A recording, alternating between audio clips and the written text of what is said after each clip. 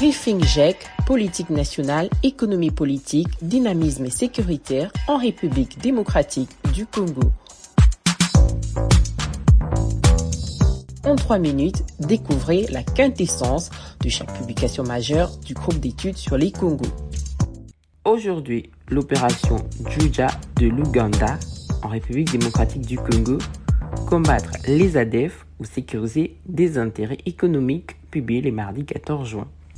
Une fois de plus, la ville frontalière de Bunagana est tombée hier, 13 juin 2022, aux mains des rebelles du mouvement du 23 mars.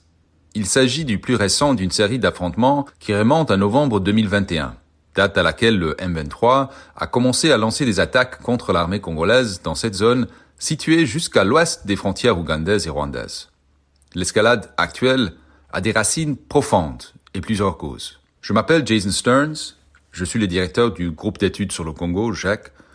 Je vous encourage à lire le rapport entier sur notre site www.congoresearchgroup.org. Ce rapport du groupe d'études sur le Congo et d'Ebouteli se concentre sur l'un des facteurs à l'origine de cette situation.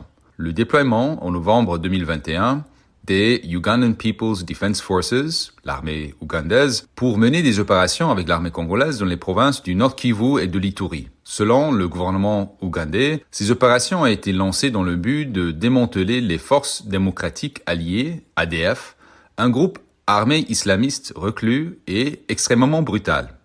Mais était-ce la seule raison ? Nous nous concentrons sur la compréhension de l'éventail des autres motifs économiques, géopolitiques et de sécurité impliqués. En particulier, le document expliquera comment l'opération militaire visait également à protéger les gisements de pétrole et les infrastructures de l'Ouganda autour du lac Albert et construire les routes pour élargir le marché des produits ougandais. L'intervention ougandaise a également eu des profondes répercussions géopolitiques. L'opération a bouleversé le Rwanda et a été l'une des raisons de résurgence de la rébellion du M23. La situation reste pourtant dynamique. Il y a eu un certain rapprochement entre Kigali et Kampala et, d'après certaines sources, les deux pays auraient soutenu cette dernière attaque du M23. En attendant l'évolution de la situation, veuillez suivre nos rapports, émissions et blogs en rejoignant notre fil WhatsApp en envoyant GEC, G-E-C ou Ebouteli au +243 894 110 542. À bientôt!